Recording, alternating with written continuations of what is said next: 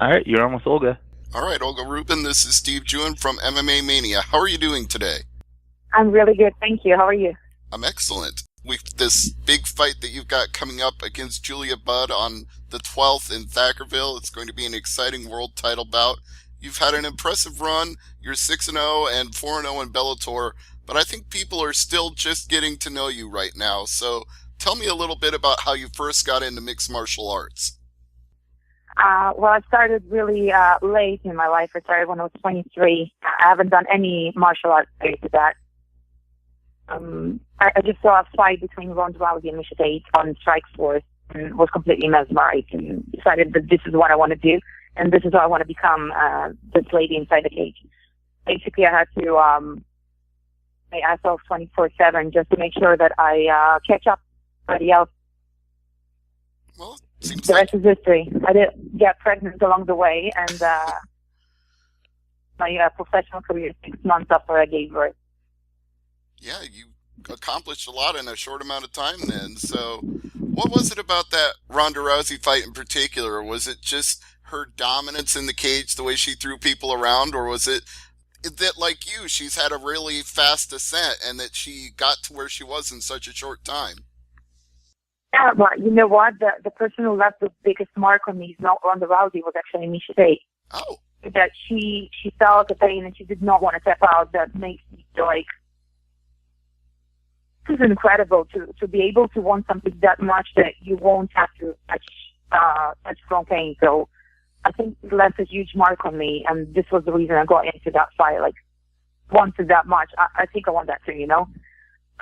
But about Ronda, she did get amazing results in women's MMA. She has done a lot for this job we're doing at the moment. So I can only thank her for that. But yeah, it's unfortunate she quit. it is. We miss her in MMA, but she's had some success outside of that. So much blessings to her on that. But when you talk about people who have also done a lot for women's MMA, Julia Budd is in that conversation as well. And the last person she lost to was Ronda Rousey in Strikeforce. So she's had a remarkable run, and she's going to be a very tough opponent for you. How do you feel about this fight? I know this actually what makes me so excited because I can showcase my abilities against such a strong opponent. And also, I've been seeing a lot of her fights through the years as I was signing up things. And she's amazing. She's dominant. She's strong. She's very well-rounded. And amazing for me to be in a status where I can say that worked hard enough that my idol becomes my idol. So I'm just really fortunate to be in that. Both of you are known for your striking. 40% of her wins have come by knockout. 50% of yours have come by knockout. Can we expect this will be an entirely stand-up fight? I can say that it's going to be the clash of the titans because we're both very similar to our abilities. I definitely learned a lot from Brett Pickett working with him the last year or so. So I'm fully preparing to do whatever it takes, whether it's striking, grappling. It doesn't matter to me. I also have a submission game. So, like, I'm not a one-dimensional fighter. We'll look forward to your full exhibition of skills in that Bellator cage. What do you think of the rise of the Israeli MMA scene over the last decade? That there are a lot of stars now, such as yourself and Nawad Lahat and Hayam Ghazali. How do you feel about that?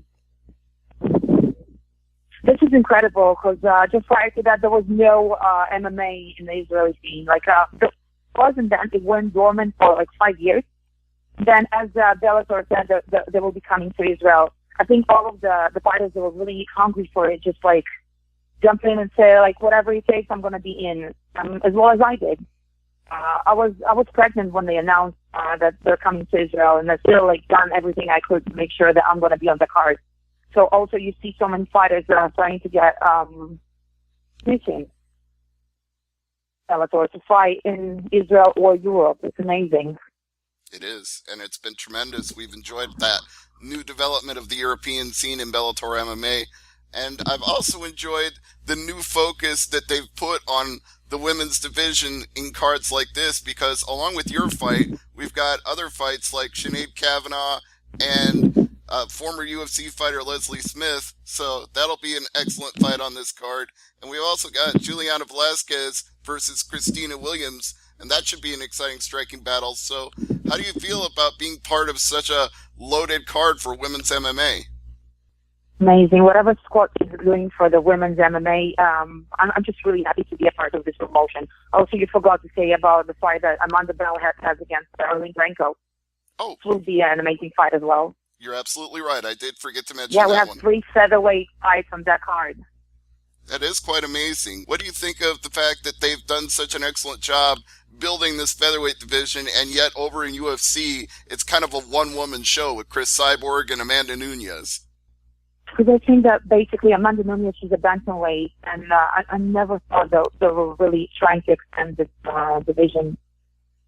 They took a bunch of featherweights and they made them go down to bantamweight, so it doesn't really say anything about that, right? Mm-hmm. But I really think that eventually, like Cyborg has only one fight and a contract left, and I think she's going to move to the dark side. I could see Chris Cyborg going to Bellator before long, and she already has a relationship with Scott Coker from the Strikeforce days, so you could end up fighting her in the near future. It would be amazing. This would be a dream come true.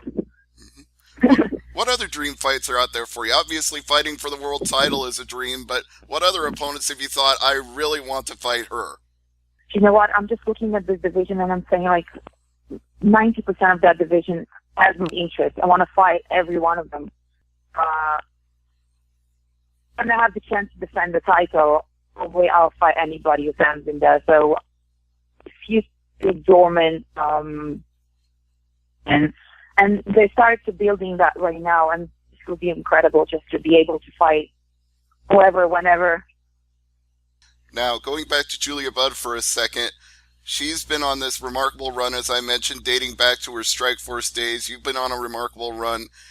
What do you think when you face an opponent who hasn't lost in such a long time? Do you think that she's brimming with confidence or possibly overconfident facing you? I'm just really confident in the situation where this is MMA. It's 50-50 chance anyway, right? And no one is unbeatable.